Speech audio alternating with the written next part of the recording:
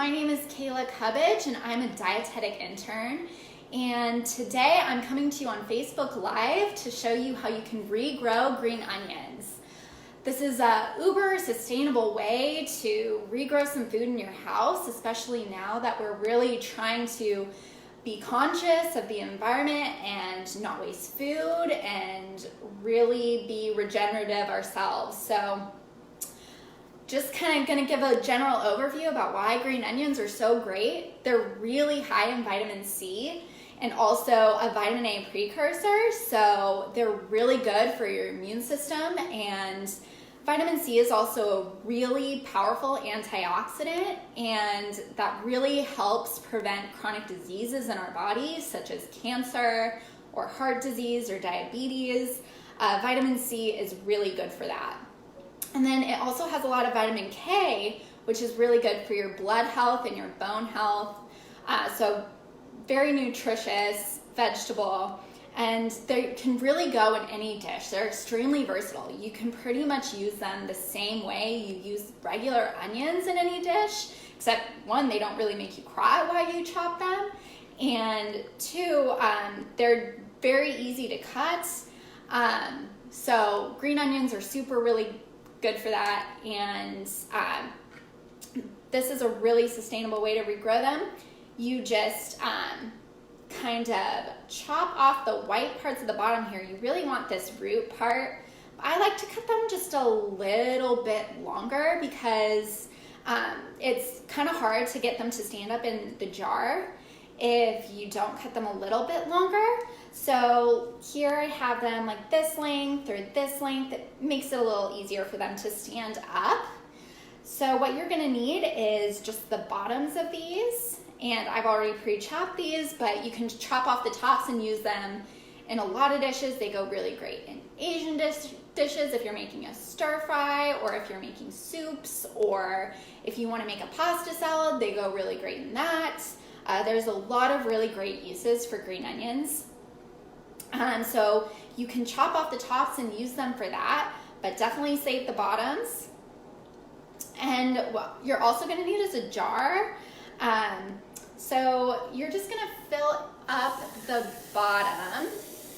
I would say start with kind of less water, because you can always add more water, but it's really hard to get them to stand up if you have too much water in there.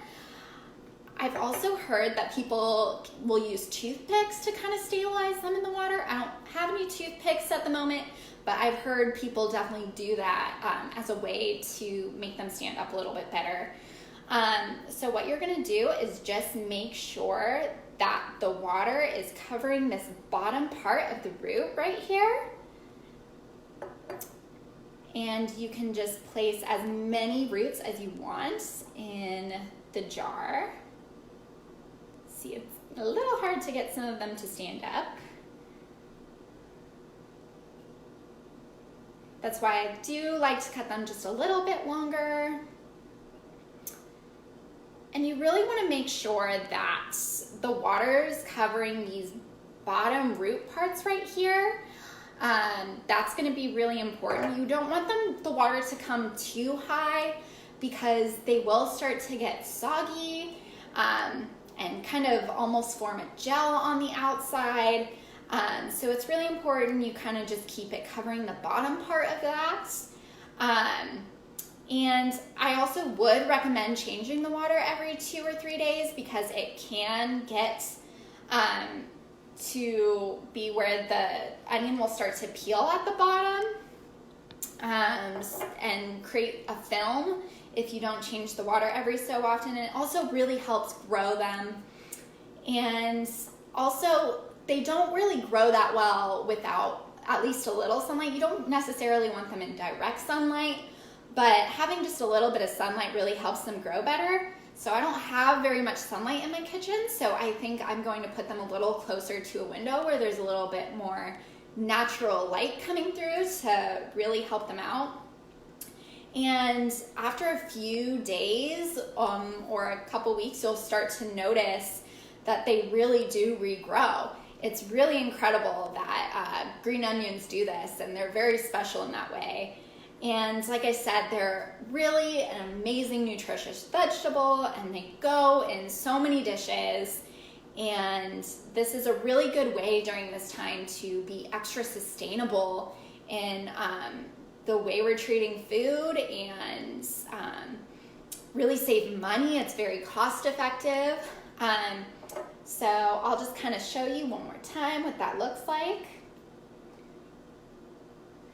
And then if you have any comments, feel free to post them in the comment box below, and I will answer all of them for you. Again, my name is Kayla Cubbage, and I'm a dietetic intern. Thank you for tuning in, Bounty and Soul family.